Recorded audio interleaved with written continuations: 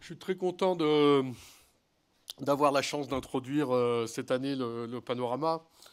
Alors cette année, le virus de l'année sans contexte est Mélissa, qui a été identifié sous plusieurs patronymes, Mélissa, Simpson, Quibo. Il s'est très largement déployé au travers de la messagerie suite à des envois en masse. Alors il se renvoyait tout seul avec Microsoft Outlook sous Windows, donc on l'a qualifié de vert. Bon, moi évidemment, comme je suis sous ELM, sous Linux, j'ai pas eu de problème. Il est apparu le 26 mars dernier. Il a rendu inopérant un très grand nombre de serveurs de messagerie en les saturant, même si ce n'était pas au départ son objectif.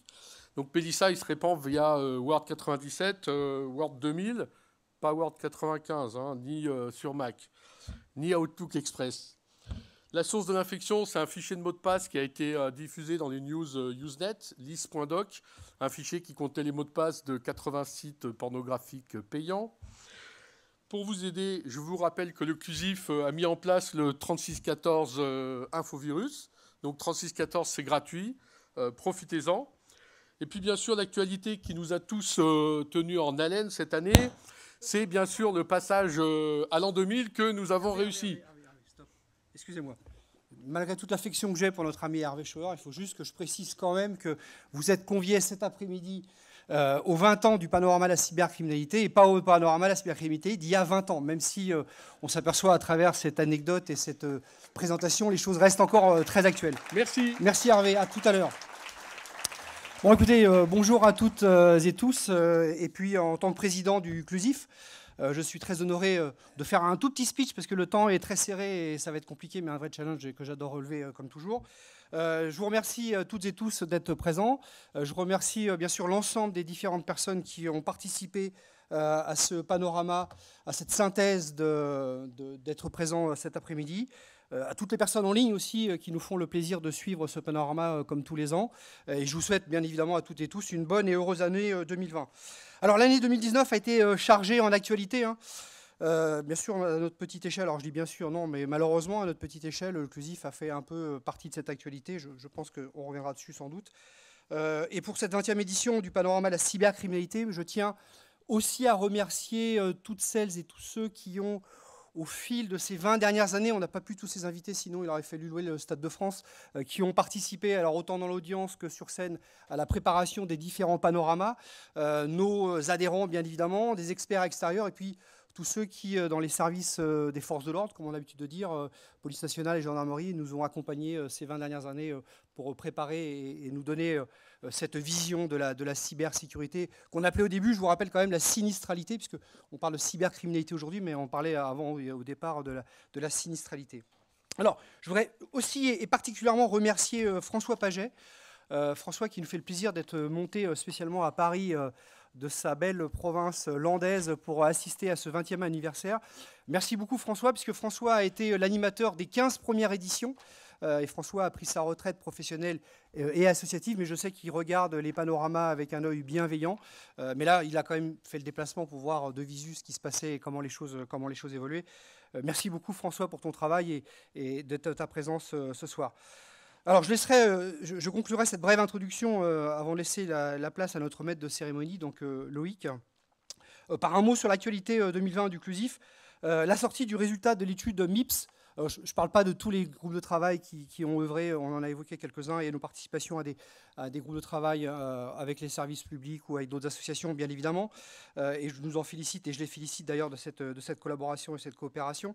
Mais je voulais juste vous rappeler que c'est aussi pour vous l'occasion d'adhérer au CLUSIF, que d'avoir la primeur de certaines informations, de participer aussi à ces groupes de travail, et notamment MIPS 2020 qui va arriver au mois de juin, qui est la seule et l'unique étude qui soit réellement indépendante, menée par un de nos administrateurs, Lionel Mourer, qui est un sondage qui est reconnu aujourd'hui en France comme étant une référence depuis maintenant 16 ans, si je ne dis pas de bêtises. Donc on s'approche aussi des 20 ans de MIPS à grands pas. Voilà, je vous souhaite une très très bonne après-midi. J'aurai le plaisir à vous retrouver pendant le cocktail.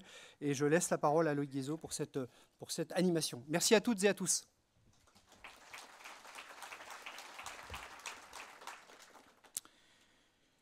Alors, présentation du CLUSIF, je vais le faire rapidement. Je pense que vous connaissez tous le CLUSIF.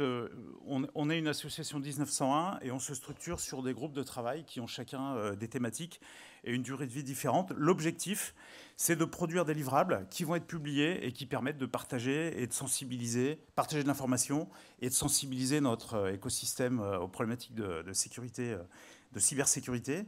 On a notamment des mises en place d'exercices de crise, écran et MIPS, dont Jean-Marc a parlé. Au sein de ces groupes de travail, le panorama annuel de la cybercriminalité, donc ça reste un groupe de travail classique. Il a la particularité d'exister et de se renouveler depuis 20 ans maintenant. Il est essentiellement composé de membres, mais on peut avoir des experts extérieurs qui sont invités. Je pense notamment aux institutionnels, comme l'ANSSI ou le ministère de l'Intérieur, comme ça a été le cas cette année. L'objectif, c'est de commenter sur base de sources ouvertes tout ce qui se produit. Aujourd'hui, on dit en termes de cybersécurité. Hier, on disait en sécurité des systèmes d'information, en sinistralité. Bon, voilà. Vous voyez bien la tendance. Mais l'objectif pour nous, c'est de montrer les phénomènes nouveaux ou les tendances durables et de les illustrer par des cas précis, ce qu'on appelle des sources ouvertes. Donc, on ne va jamais commenter des informations qu'on peut avoir de par notre activité professionnelle si elles ne sont pas présentes dans la presse, quoi, voilà, simplement. C'est un espace qui est de plus en plus, c'est un groupe de travail qui est de plus en plus en interaction avec d'autres groupes de travail du CLUSIF. Donc notamment, on a sorti tout l'aspect système industriel, ce qui permet d'avoir une bien plus grande profondeur de champ dans ce groupe de travail sécurité des systèmes industriels. MIPS, on en a parlé, et puis les guides de sensibilisation et autres. Les contributeurs, alors vous avez ici la liste du dernier carré des plus actifs. En début d'année, on avait à peu près 35 membres. Ici, on a gardé ceux qui ont vraiment tenu le choc jusqu'à la fin de l'année. Et je voulais remercier particulièrement Eric Egea de NTT France, qui a fait un super travail de fond sur ce Panocrime 2019. Je le remercie ici parce qu'il n'est pas conférencier. Donc je voulais le souligner et pas le laisser dans l'ombre. Alors, les 20 ans du Panocrime, voilà, on a quelques mots-clés. Vous allez avoir des slides dans lesquels il y aura beaucoup de graphiques, d'impression d'écran, de reprises d'extraits de journaux, etc. Donc, toutes les images, normalement, sont bien avec leur copyright, etc. Toutes les informations viennent de sources utiles, bien sûr, mais de sources ouvertes.